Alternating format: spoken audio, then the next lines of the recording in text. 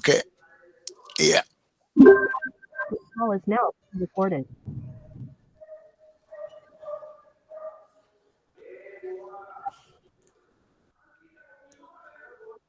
Okay.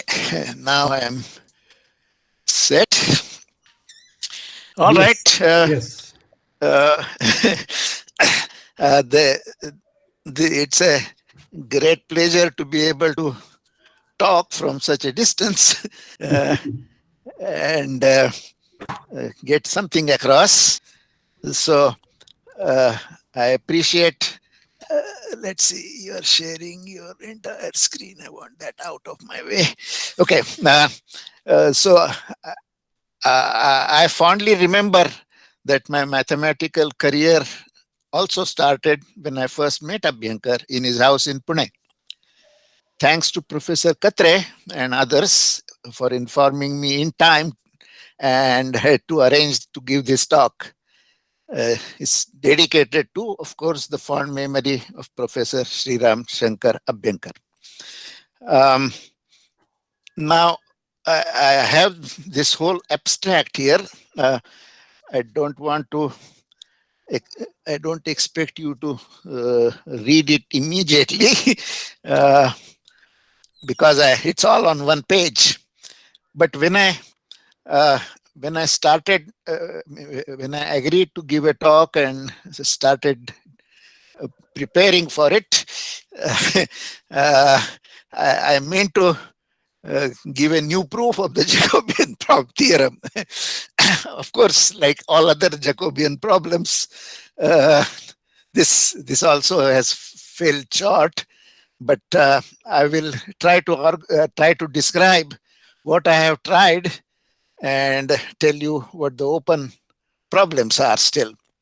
So what we here. So when I say we prove that if fxy in kxy is monic of degree n in y and gxy is any polynomial of degree greater than n but not divisible by n, then the Jacobian is not a non-zero constant. So the Jacobian has to be something of degree higher than 1, the total degree higher than 1, uh, higher than or equal to 1. In other words, the Jacobian has a positive total degree. This proof was going to proceed by producing an f-adic expansion of G, so that, so this expansion is well known. You start with a naught f to the r plus a1 f to the r minus 1 plus dot dot dot ar, where r is bigger than or equal to 1, and each ai is a polynomial of y degree less than n. So really, all I'm doing is dividing by f successively, and since f is assumed to be monic in y, the division goes through. I am not paying attention to the x degrees at this point. So these conditions ensure that fg satisfy the necessary conditions explained above, this about one degree not dividing the other and so on. And the proof will follow, not follows, by estimating the conditions necessary so that the y degree of the Jacobian is less than n, and using them, we show the final conclusion. We will show the final conclusion, that is. So, let's see. I keep on hitting escape. Okay. So before I start with the terminology, let me say a little bit about what I was thinking when I started discussing these matters to myself, of course. Uh, so usually what one does is one assumes that the Jacobian of f and g is a non-zero constant, and then starts describing conditions on f and g so that this final thing happens. I said to myself, why not start with an fxy, and never mind whether the Jacobian of with g is 1 or not. Let us take all possible Jacobians of f, Jacobians with f of all possible polynomials, and let's see what's the smallest degree it can achieve. So to discuss that, of course, I need to set up the mechanism, so which I will open up now. The top line is the canonical one. K is ground field, algebraically closed, characteristic 0. So some people call it complex numbers. And R is the polynomial ring, and H in R is non-zero. Then by degree of y, by degree sub y of h, I mean the y degree. Here I ignore the x completely. We can write h as a, so this is repeat of what was in the abstract. I can write h as u naught y to the d plus u1 y to the d minus 1, etc. That's an expansion as polynomial in y. And now, of course, we can't ignore the x. So I define a by degree, so which is capital dig. And it first component is the y degree of h. And the second component is the x degree of this u naught, of the top coefficient of y to the d of y. And I call it degrees h sub 1 and sub 2. It turns out that's not so important. And this is a usual custom. The info or initial form of h will be this u naught y to the d. So again, I repeat, I'm not putting y and x in the same level. They are. This is strictly as a polynomial in y. Its top degree coefficient gives me the initial form. Okay. Sorry. Yes. Yes. Dig h of 2 is degree of u naught or ud? Degree of. Whoops. Like typo, no? Very good. Yes, it's a typo. It should be u naught. Okay. Thanks for catching it. Now we fix f in R to be a non-zero polynomial. We will assume its degree to be n and assume that its initial form is y to the n. That means f is monic in y of degree n. Now for any non-zero g in R, we have this f-adic expansion. So G goes as A naught F to the R plus A1 F to the, sorry. This is F to the R minus 1. I was still editing last night, so please forgive my typos. So A naught F to the R plus A1 F to the R minus 1 plus dot dot dot AR. And A naught in this case is non-zero. Otherwise, you can drop it, of course. Further, each AI is in R and AI is 0 or the degree of AI with respect to Y is less than n. So these are all degree less than n polynomials. Of course, we need an extra condition on A naught. Well, okay, it will come in a minute. Let's clarify the assumptions. I have set up the degree of f to be n, degree of g to be m, and we assume f is monic in y. Then let j be the Jacobian with respect to x and y. And we wish to determine the minimum possible degree sub y of j. And of course, if this degree sub y comes out to be 0, then we are also going to investigate its x degree. So the usual calculation is, of course, this is standard. If you have the two polynomials f and g in y, the y degree of the Jacobian is less equals n plus n minus 1. There's nothing new about this. And we see that the strict inequality holds only when the Jacobian of the top forms of f and g is 0. And this is usually described as the top degrees top degree forms of f and g are related. Much of the original arguments about Jacobian problem went by giving different kinds of weights to x and y and trying to find the top degree forms, and they also turn out to be related. One was trying to make use of such variations. So I want to now consider, so we are trying to look for the least degree of the Jacobian. Well, that means we may assume that the top degree forms are related. Otherwise, the degree is this m plus n minus 1, which is not the least for all practical purposes. So since f is monic in y, we can of course make c times g is monic for some non-zero c. And now, in case m is less than n,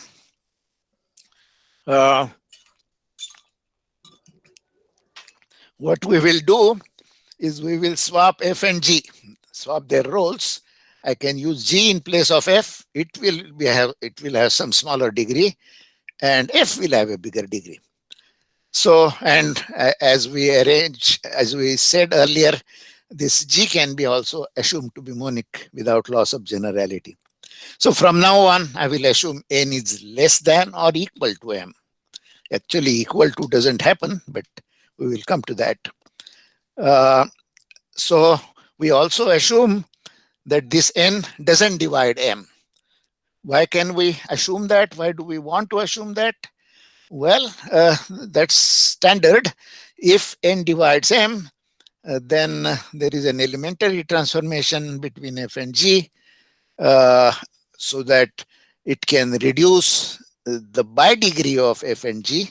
That means the pair of degrees of f and g, and then we can invoke induction. So what I want to say is the smallest degree that the Jacobian can have, it will turn out to be in the last component, this a sub d.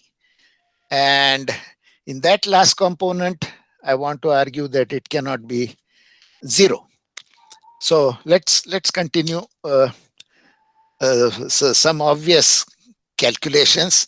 Degrees of y of g is r times n, because the highest term is divisible by f to the r, and f has degree n, and times a0, that's the degrees of y of a0. Of course, a0 is not 0, and that leaves us with 3 possibilities. Well, the degree of y, degree of a0 can be between 1 and n. That means I'm saying it's not 0. So our assumption n less than m clearly holds in this case, of course. And now a0 is non-zero, whose y degree is 0, but the x degree, that was this degrees a sub 0 bracket 2, is positive. In this case, you look at the f was a pure power of y, and g, its highest terms in y have a coefficient which involves x. And so if you just calculate the Jacobian of the top degree terms, the highest forms, they will not be 0.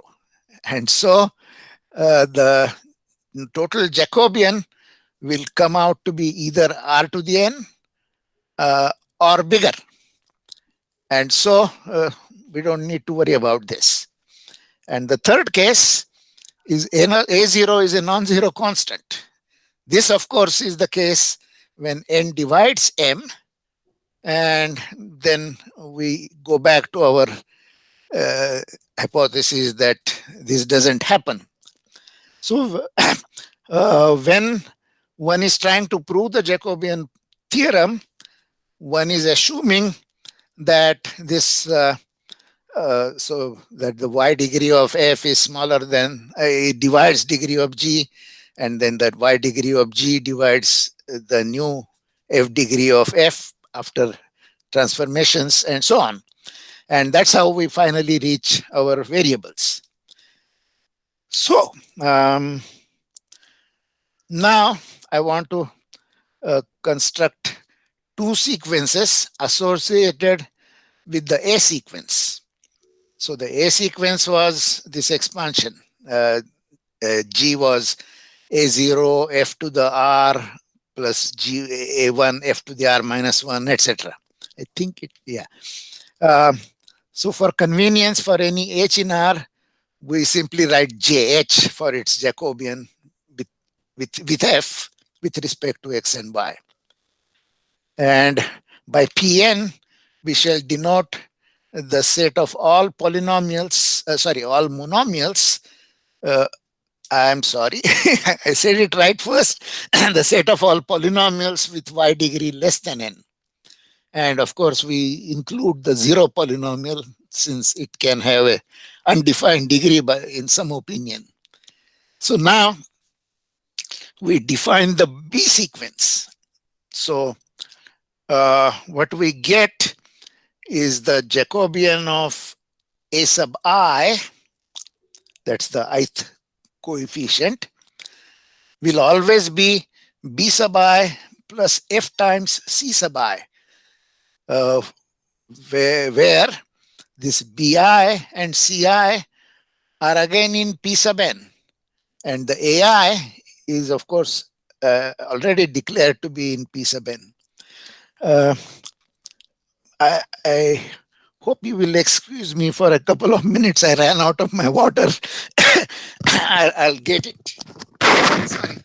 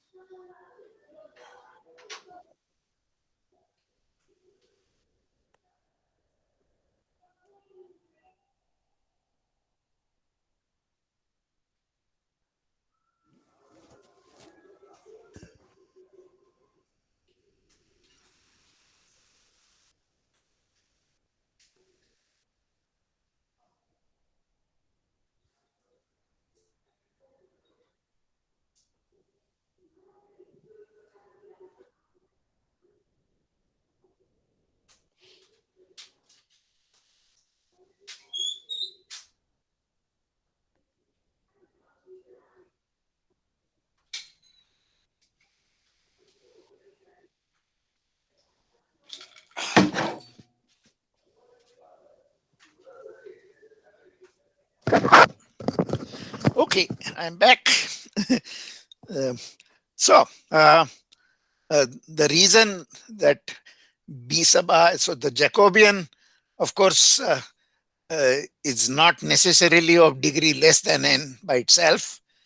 The maximum degree of the Jacobian of A sub I will be the degree of AI plus degree of F minus 1. And that means if I take the Jacobian and make its expansion, it has only two terms. It doesn't go any higher than that.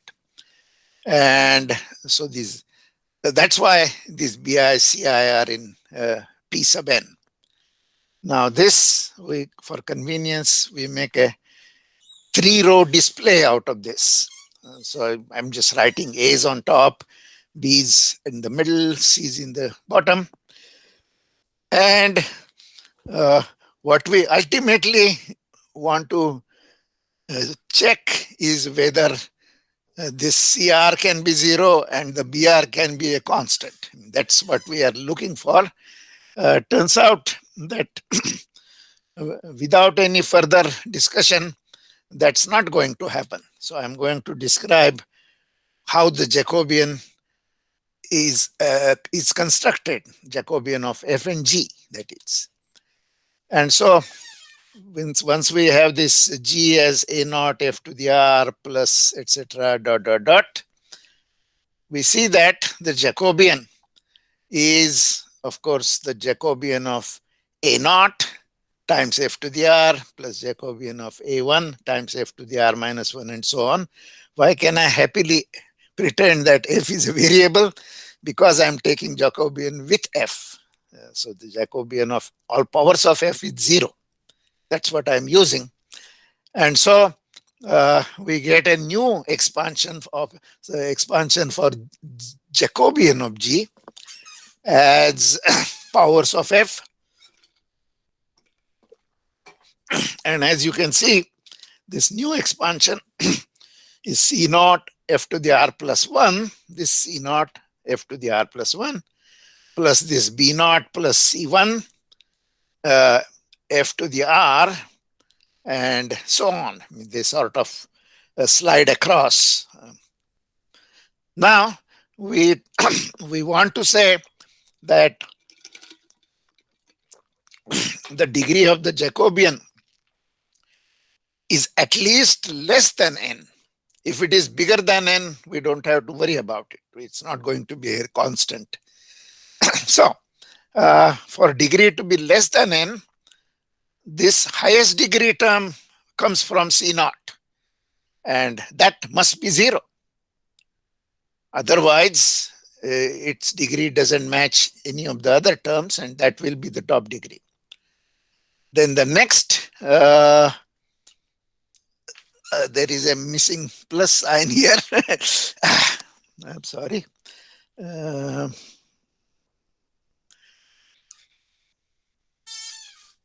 After f to the r plus 1, there is a plus sign, b naught plus c1 f to the r, and so on.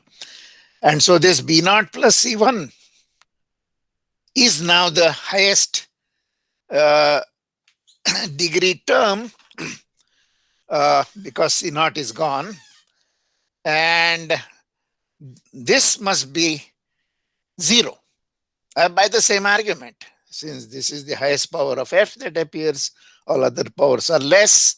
Multiplying them by these b's and c's doesn't jack it up to more than the degree of f.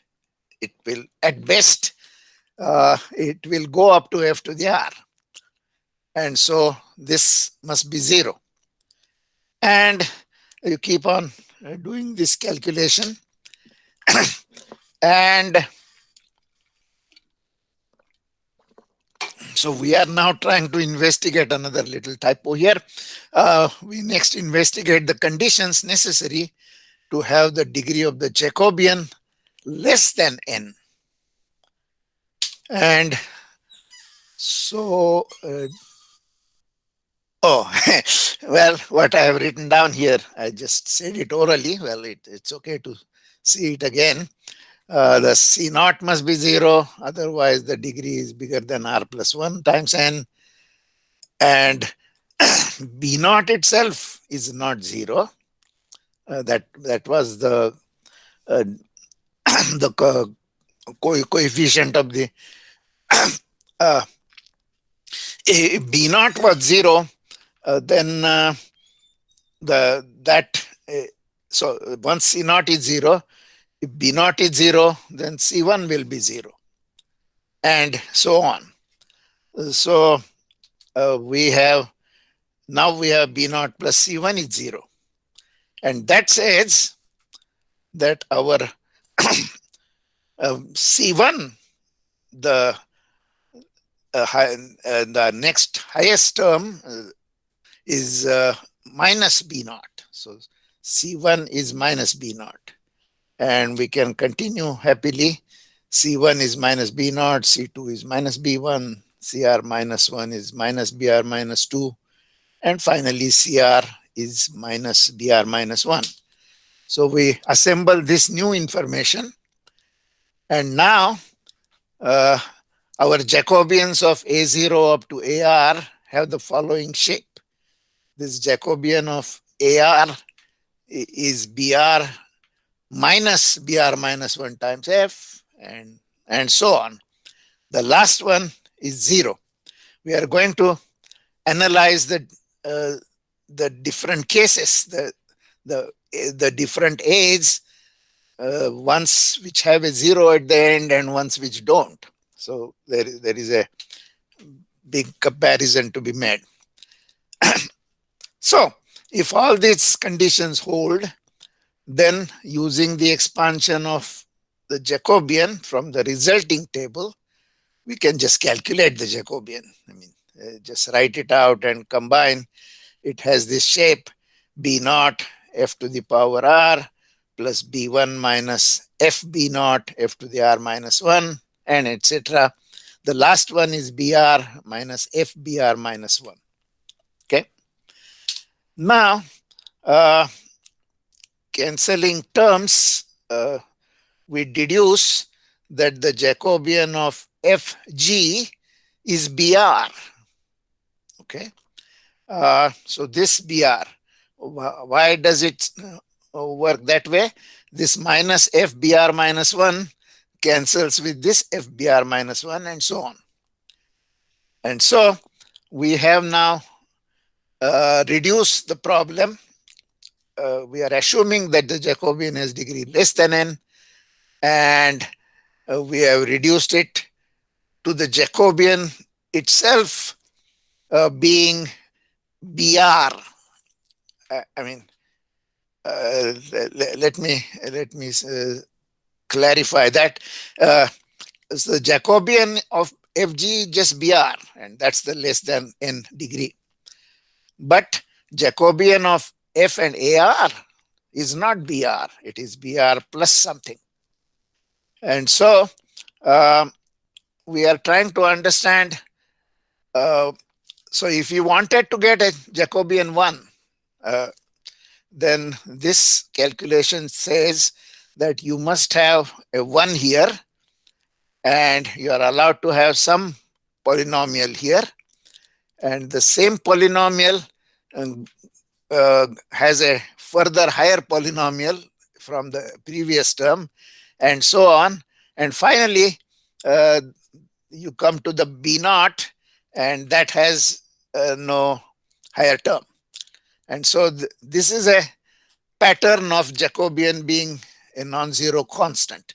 Now, of course, we have seen various other descriptions of how the Jacobian becomes constant, but this is the one I'm trying to describe and use. So now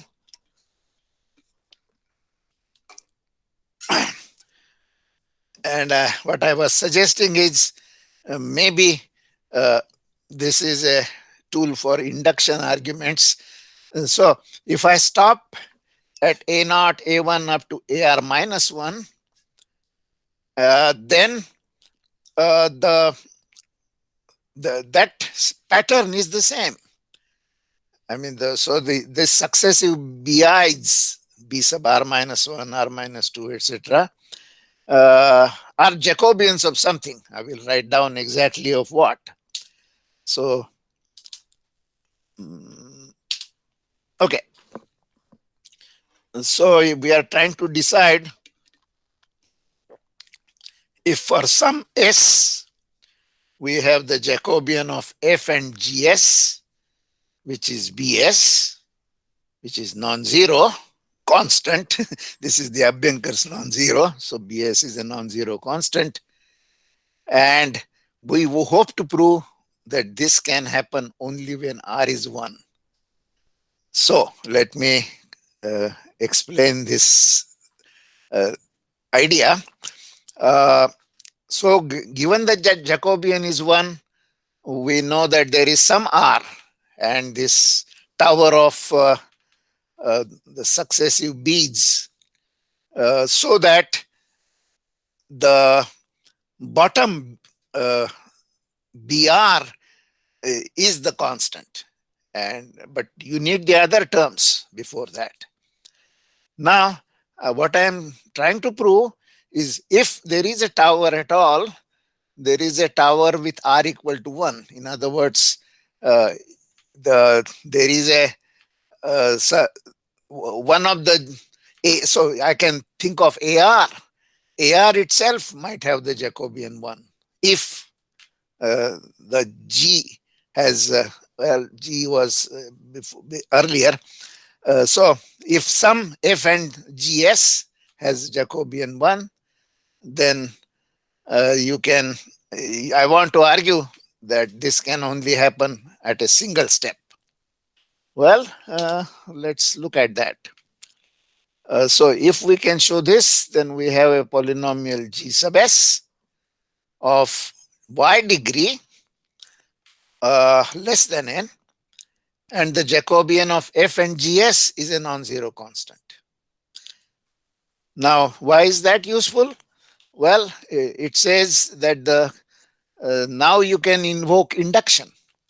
You may assume that the Jacobian theorem is false, and f and g are the minimal degree counterexamples.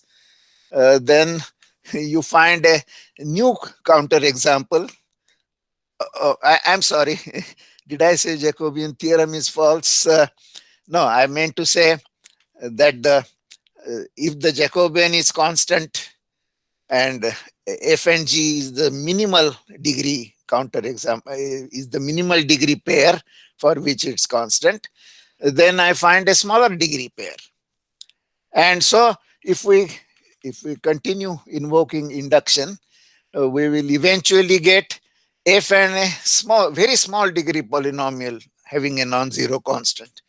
And that case can be analyzed by hand. I mean, people have analyzed many small degree cases. This is telling me that every time you have a smaller degree polynomial, then you can invoke induction. So further arguments depend on the analysis of the various terms b sub s. That we will discuss next. Okay. So let's see. All right. So we are trying to determine if for some s our Jacobian is non-zero constant. Oh, and we are hoping to prove that this only happens when r is 1. We can show this. So if we can show this, then we have a polynomial gs. I think maybe my page got back up. Okay, I'm sorry, I went back. So let's assume f to have the same conditions as we have been using, the monic of degree n in y, and this is the Pn that we talked about. And now I want to just think about a single A. I want to study its Jacobian. And so for convenience of the discussion, let's assume that A is not a constant, of course, otherwise the Jacobian has no reason to be analyzed any further. So we know that Jacobian of FA, or a shortened version of JA, if f is fixed, is given by this formula. It's JA equals B plus CF. And this B and CF are in Pn. Our calculation of the Jacobian depended on a sequence of such polynomials, the various ARs that we had, AIs that we had. So hence we discuss about them, just this B and C. What properties do we desire them to have? So first of all, we have defined that the Jacobian of A is f plus B plus FC, and under this okay.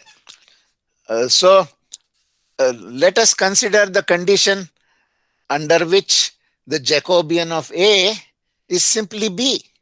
That means the C is 0. Such polynomials can be described in great detail. The A's for which you don't get any letter terms. And we simply will call them lower polynomials, and we will discuss their properties a little later. So now given a B in Pn, when is C a lower polynomial? Uh, then, these are the questions that we are raising. The answers will come little later. So, given that C is 0, what are the possible beats? Then, given that C is not 0, non-zero C in Pn, this question is surprisingly not obviously answerable. So if somebody gives me an F, gives me a C, and I want an A whose Jacobian is B plus FC. Okay.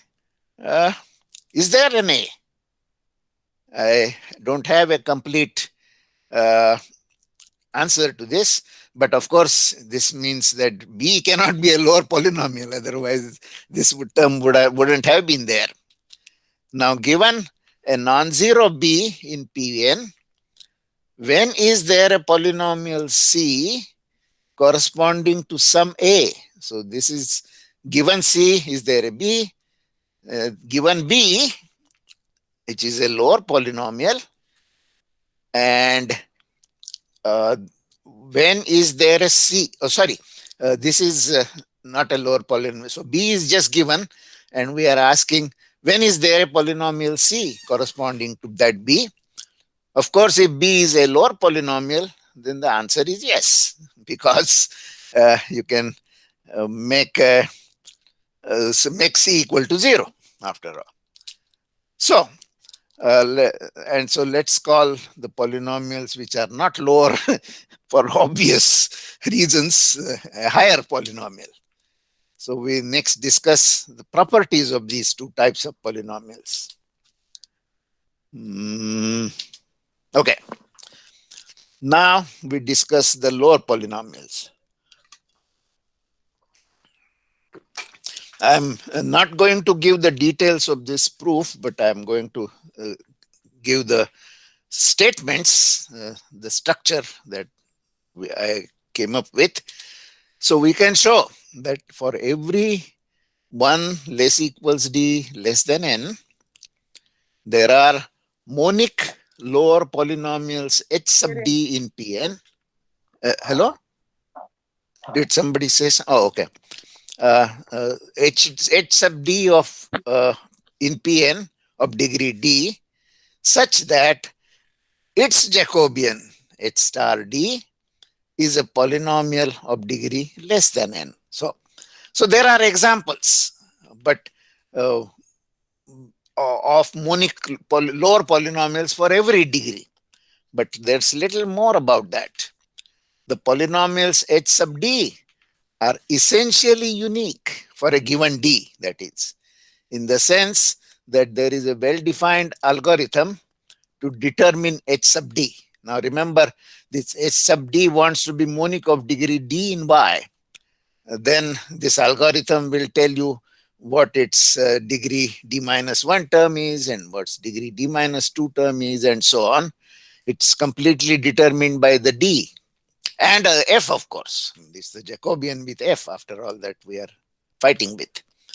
And then any lower polynomial in Pn of y degree d, I can show, is simply a linear combination of h sub d minus 1 up to h sub 1 plus h sub 0, if you like, plus the constant.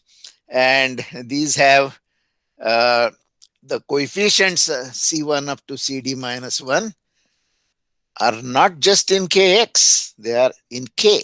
So this is a linear combination over K. So that kind of identifies the lower degree, the lower polynomials. Now, let us look at the second half of this. So now the higher polynomials. Well, what I want is that in this A Jacobian of A equals B plus CF, I want C to be non-zero. So I want a certain term in the Jacobian of degree higher than n. And so the simplest way of producing such a higher polynomial is a polynomial whose, so we take a polynomial whose y degree is d, but it's multiplied by a polynomial in x. Just x is good enough for discussion. So we multiplied by any polynomial in x, which is not a constant polynomial. Then by a simple calculation of the Jacobian, we get that the Jacobian is n y to the n plus d minus 1 p prime x. So what I am using is this px y to the d. Its higher degree term is not related to the higher degree term of y to the n. Y to the n has info y to the n, and our thing has info px y to the d. And their Jacobian is not 0. Now the Jacobian is not 0 unless p prime x was 0. But of course, we are assuming px is a non-zero constant. We intentionally insert it in there. And so that's a polynomial. That's a Jacobian whose degree is y to the power n plus d minus 1. Well, that says that I can divide it by f. I get a polynomial of degree d minus 1. So it follows that if we write ja as b plus cf, then c will have the highest d degree term, highest y degree term as n y to the d minus 1 times p prime x. And so it says that every higher polynomial should have such a term. Well, is it really true? I mean, should the highest degree term must be that? This simply produces examples. But it's useful to find, okay, this problem I haven't resolved yet. So I know that there is a certain term in C, this n y to the n plus d minus 1 p prime x. I divide it by f, and then I get a whole polynomial. What are the lower degree terms? What contributes to the b among the lower degree terms?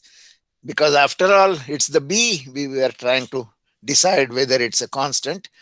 Now, if bx has a higher degree in x, so like degree at least 2, then these terms have a x component.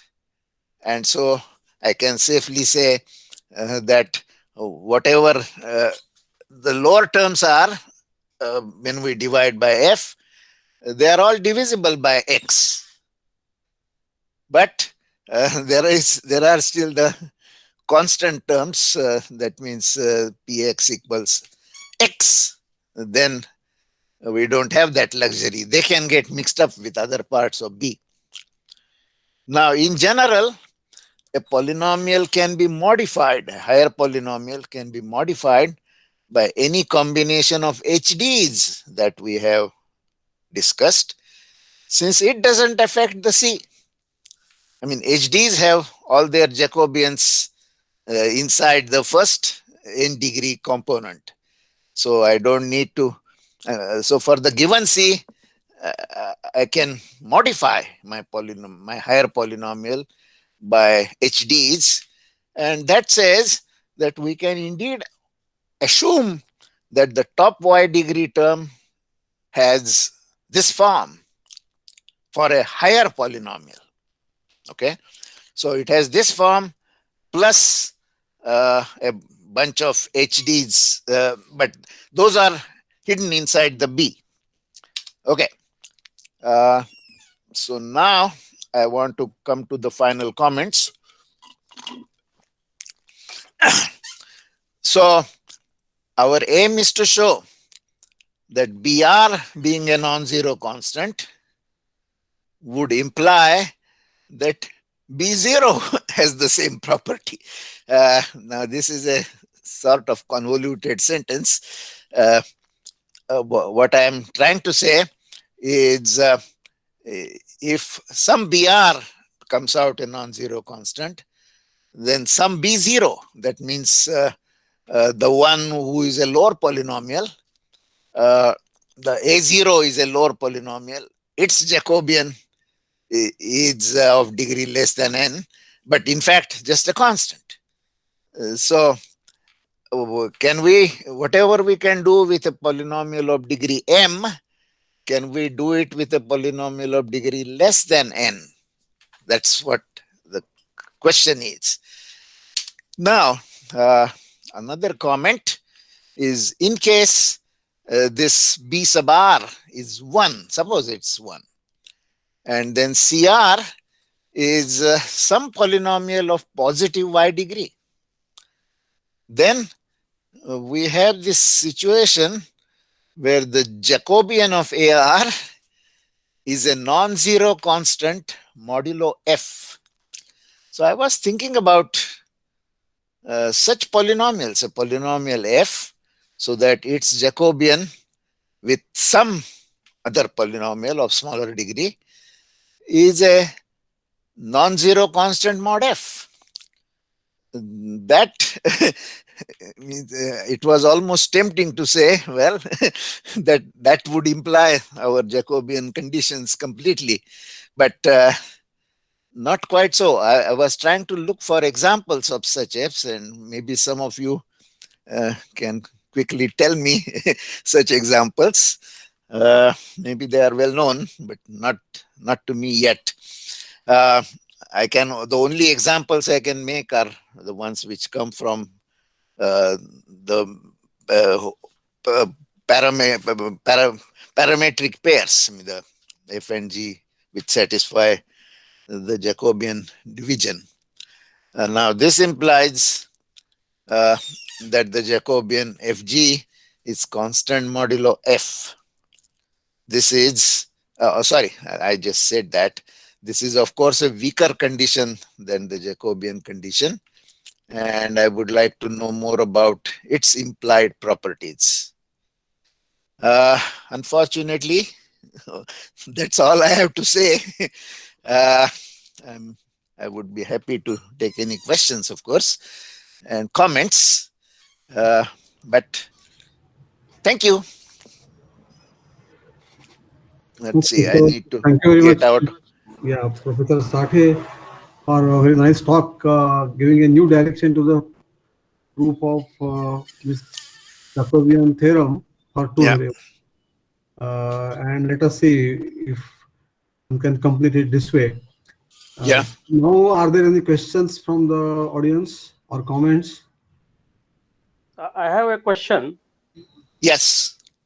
See, suppose f and g are almost algebraically dependent in I some see. sense, then also Uh-huh. the Jacobian is likely to be very close to zero, right?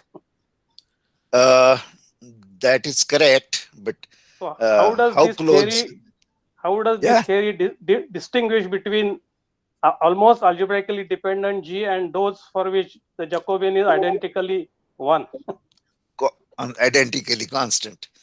Yes. So, are you saying that this what you are calling almost algebraically dependent is really the name for my last question? I mean, if the Jacobian of f and g is 1 modulo f, do you call it almost algebraically dependent? No, not I mean, really, I think. yeah, what idea? I mean, that's an interesting question.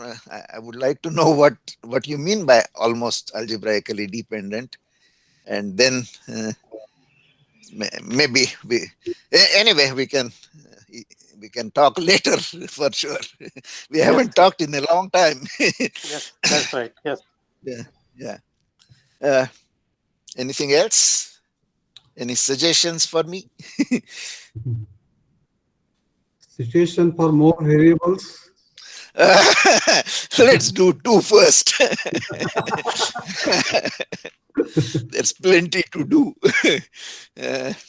I mean, I don't know how this theory will push itself. I mean, there is if it's monic in one variable, you have the expansion, but I don't know what else to do with it. So, anything else?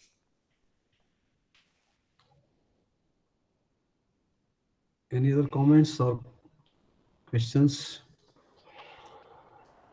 So for example, right. I'm thinking, Yeah. Yes, suppose yes. F and G are both 0 at 0, 0, 0. Yes. And suppose the Jacobian of F and G has very small degree. Yes.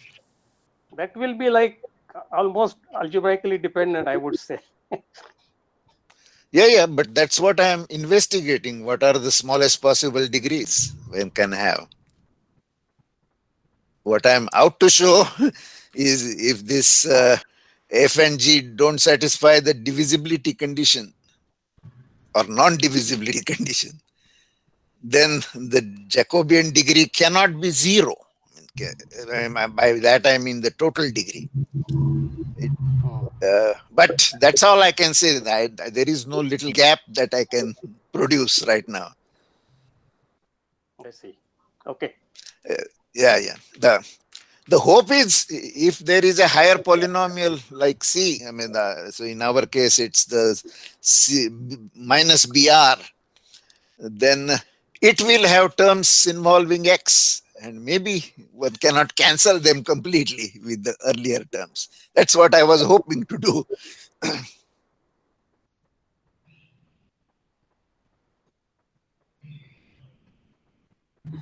Okay.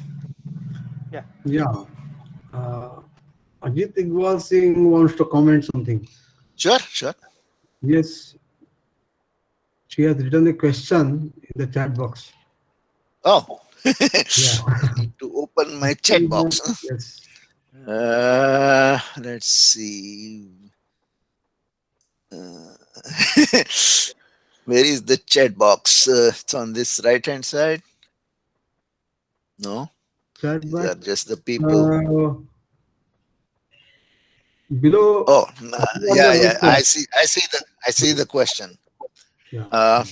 So analytic extensions like in power series higher degree polynomials have same lower degree ones.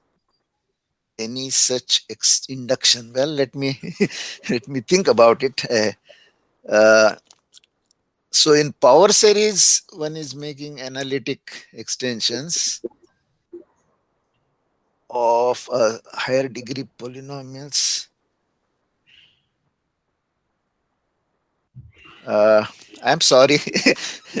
I would like to get a better explanation of this. Or if you don't want to say it right now, we can talk privately or send me an email. Yeah. I mean, I don't know what extensions one is thinking of. So. Okay, then. So we thank all the speakers of today. Yes. Yes, you are welcome yes. very much. Yes. So Professor Shreeram and then Professor Katkowski and Professor Avinash Sathaye for very nice lectures. And so we are able to continue these series for the 6th time.